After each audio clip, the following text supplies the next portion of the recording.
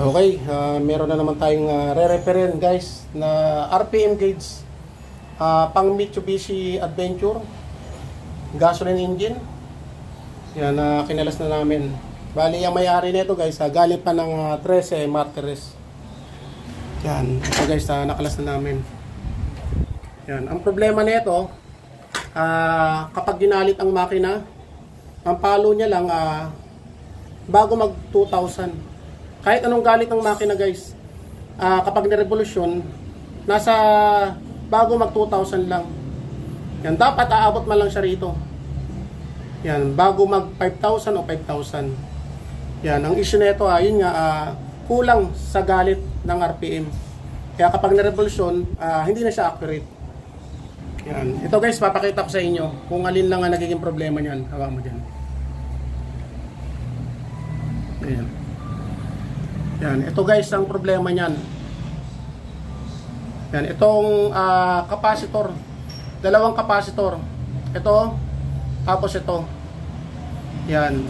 Sa mga gusto mag-DIY guys, yan, ang nagiging problema lang yan, capacitor. So ito guys yung capacitor na bibilin nyo sa bilihan ng pyesa, sa ohms o sa mga electrical na bilihan ng pyesa. Yan, tingnan nyo guys. Yan, 25 volts. Yan, 10 microfarads. Yan guys, ang sasabihin nyo sa bilihan ng mga pyesa, bilihan ng pyesa ng TV, ito ang bibilin nyo, 25 volts, 10 microfarads. Yan, bali ito guys, dalawang capacitor ang papalitan nyo. Ngayon, ito guys yung negative ng capacitor. Ito yung may kulay silver. Yan. Kabilaan yan guys, kailangan hindi kayo magkakabaliktad dyan kapag pinalitan nyo yan. Yan, tapos yung positive niya nasa likod. Yan, nasa likod guys, ang positive. Yan ito. Yan, medyo hindi lang kita. Ito, positive yung kabila. Yung kabila, parehas negative. Yan, yung may guhit na silver. Kailangan di kayo magkakabaliktad dyan guys. Yan. Yung negative niya mapupunta sa kabila. Yan. Bali, dalawang capacitor yan guys. Yan. Kapag napalitan nyo yan, magiging normal na yan. Yan. Bali, kailangan nyo ng panghinang. Itong panghinang guys. Yan. Tapos, ito, paano nyo malalaman ang positive, negative yan? Ang positive, yung mas mahaba. Negative, yung mas maiksi.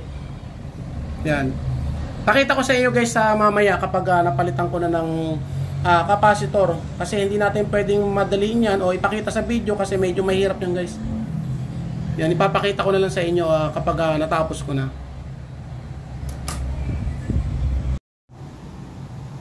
Yan guys, napalitan na natin ng capacitor. Yan, ito guys yung negative. Yan, nasa harap. Yung positive niya nandito sa likod. Kailangan guys hindi kayo magkakabaliktad yan kasi kapag nagkabaliktad kayo niyan, hindi gagana yan. Yan, maaari pang umusok. Yan, negative nandito guys. Yan. Tapos ito yung pinagpalitan natin. Ito guys, dalawang capacitor. Yan.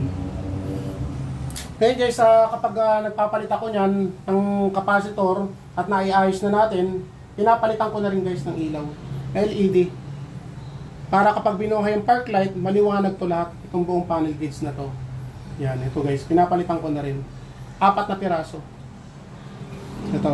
1, 2, 3, 4. Yan. Bali, T10 yan guys. Ito, nabibili sa online. Lazada, Shopee. T10. LED. Ngayon guys, ibabalik na natin. Yan, tututok nyo lang dito. Yan, magkabilaan. Yan. Tapos meron yung 3 tornilyo. Kailangan guys, sakto lang ang pagsisikip nyo yan. Kasi kapag nasobrahan nyo ng sikip, maaaring maputol ang tornilyuhan sa loob. Masisira yan guys. Medyo ingat lang guys sa pagdi-DIY. Kung gusto nyo mag-DIY. Yan, 3 piraso.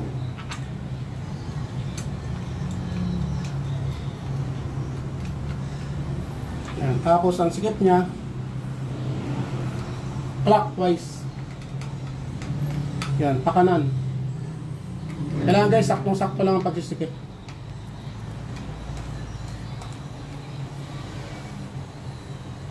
Yan. Okay.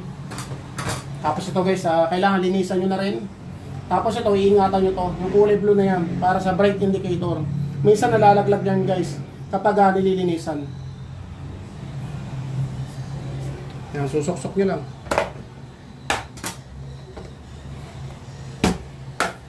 Yan, okay. Ngayon na, testing na natin. Sige rin.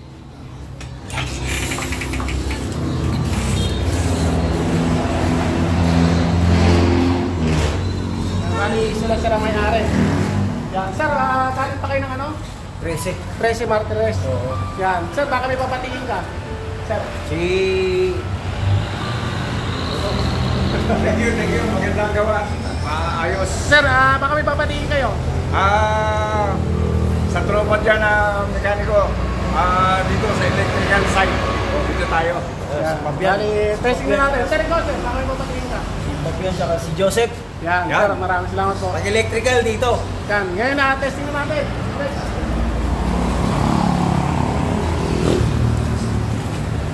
Bali, ito guys, 2 sakit lang to. Yan, 2 sakit. Kapag 3, ang sakit niya, automatic transmission yan. Ito, manual transmission. Yan.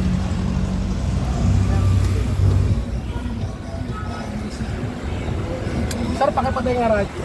Baka maka-copyright tayo. Yan. Tapos ito guys, huwag niyong makakalimutan to na ibalik sa speedometer to. Yan, iuhuli na natin yan. Yan, testing natin. Yan ito guys, kailangan kapag pina-under natin, kailangan papalo man lang siya bago mag 1,000. Kaya lang ito raw sabi ni sir, hindi kasi nagno-normal yan, kaya medyo mataas daw ang pagkaka-adjust nila ng RPM sa makina. Yan.